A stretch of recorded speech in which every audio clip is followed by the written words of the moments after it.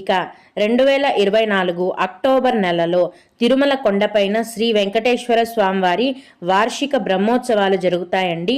ఈ బ్రహ్మోత్సవాలు అక్టోబర్ 4వ తేదీ నుంచి 12వ తేదీ వరకు, అంటే 9 రోజుల పాటు ఈ బ్రహ్మోత్సవాలను టీటీడీ వారు నిర్వహిస్తున్నారు. ఈ 9 రోజులలో స్వామివారికి అత్యంత ముఖ్యమైన గరుడ వాహన సేవ అనేది అక్టోబర్ 8వ తేదీన సాయంత్రం 7 గంటల నుంచి 12 గంటల వరకు జరుగుతుంది.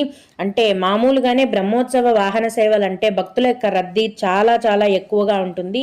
అందులోనూ గరుడ సేవ జరిగే రోజున భక్తుల యొక్క రద్దీ అనేది ఇంకా ఊహించని విధంగా ఉంటుందండి.